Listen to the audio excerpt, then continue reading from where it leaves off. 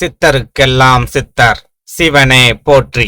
நம்மளோட பதிவுகள்ல இதுவரைக்கும் 12 ராசிகளுக்குமான ஏப்ரல் மாத ராசி பலன்களை பார்த்துட்டு வந்தோம். அதோட தொடர்ச்சியா இனி வரக்கூடிய பதிவுகள்ல 12 ராசிகளுக்குமான சித்திரை மாத ராசி பலன்களை பார்க்க இருக்கிறோம்.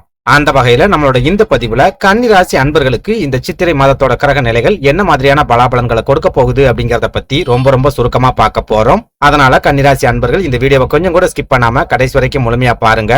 அதுக்கு முன்னாடி நம்ம சேனலை நீங்க இப்பதான் முறையா பாக்குறீங்க அப்படின்னா தயவு செஞ்சு சப்ஸ்கிரைப் பண்ணிக்கோங்க. வீடியோ பிடிச்சிருந்தா லைக் பண்ணுங்க. உங்களோட ஃப்ரெண்ட்ஸ் அண்ட் ஃபேமிலிக்கும் மறக்காம ஷேர் பண்ணிருங்க.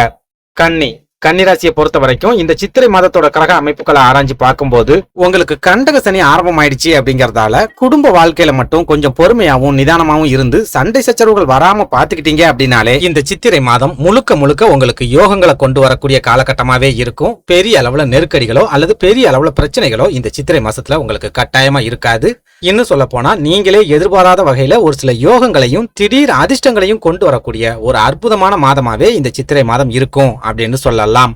அதுலயும் முக்கியமா இந்த மாசத்துல உங்களோட விரயஸ்தானத்துக்கு அதிபதியா இருக்கக்கூடிய சூரிய பகவான் உங்களோட அஷ்டமஸ்தானம் அப்படின்னு சொல்லக்கூடிய மேஷ ராசியில உச்சம் பெற்ற நிலையில இருப்பாரு அப்படிங்கறதால இந்த சித்திரை மாதம் உங்களுக்கு பெரிய அளவுல செலவுகள் இல்லாத ஒரு மாதமா இருக்க போகுது. தேவையில்லாத தண்ட செலவுகள் விரய செலவுகள் எதுவுமே இந்த மாசத்துல உங்களுக்கு இருக்காது. உங்க கைகளுக்கு வரக்கூடிய பணத்தை ஆக்கப்பூர்வமா செலவு பண்ணக்கூடிய ஒரு மாதமா இருக்கும். வீட்டுக்கு தேவையான பொருட்களை வாங்குறது, தங்க நகைகளை வாங்குறது, ஆபரணங்களை வாங்குறது, சுபகாரிய நிகழ்ச்சிகள்ல கலந்துக்கிறது, அப்படி இல்லைன்னா உங்க குடும்பத்திலேயே சுபகாரியங்களை நடத்தி முடிக்கிறது, கோவில் குளங்களுக்கு போயிட்டு வர்றது, இந்த மாதிரியான ஆக்கப்பூர்வமான செலவுகள் மட்டும்தான் இந்த மாசத்துல உங்களுக்கு இருக்கும். தேவையில்லாத தண்ட செலவுகள் இந்த சித்திரை மாசத்துல உங்களுக்கு கட்டாயமா இருக்காது அப்படின்னு சொல்லலாம்.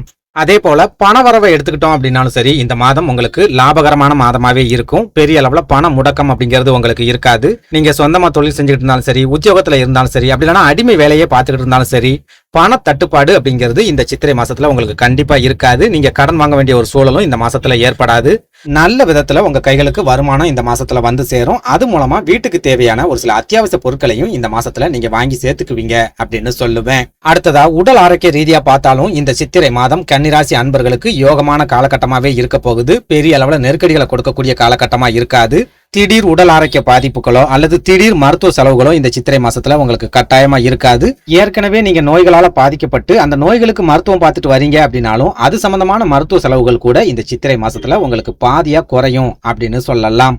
அதே சமயம் இது கண்டக சனி ஆதிக்கம் செலுத்தக்கூடிய காலம் அப்படிங்கறதால கண்டிப்பா நான் முன்னாடியே சொன்ன மாதிரி உங்க குடும்ப வாழ்க்கையில ஒரு சில பிரச்சனைகள் இருக்கத்தான் செய்யும். சொந்த பந்தங்கள் தேவையில்லாத பிரச்சனைகளை ஏற்படுத்துவாங்க. சொந்த பந்தங்கள் மூலமாவே நிறைய மனக்கசப்புகள், மன வருத்தங்கள் அப்படிங்கிறது ஏற்படும். ஒரு சில கன்னிராசிக்காரங்களை எடுத்துக்கிட்டோம் அப்படின்னா உங்க சொந்த பந்தங்கள் இந்த மாசத்துல உங்ககிட்ட உதவின்னு வந்து கேட்டு நிப்பாங்க.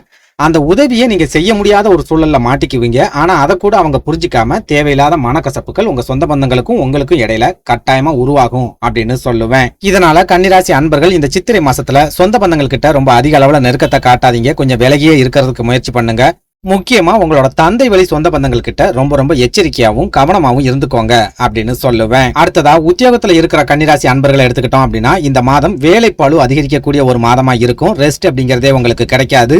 ஓய்வே இல்லாம நீங்க தொடர்ந்து ஓடிக்கிட்டே இருப்பீங்க. உத்தியோகம் சம்பந்தமா நிறைய அலைச்சல்களும் உங்களுக்கு இருக்கும்.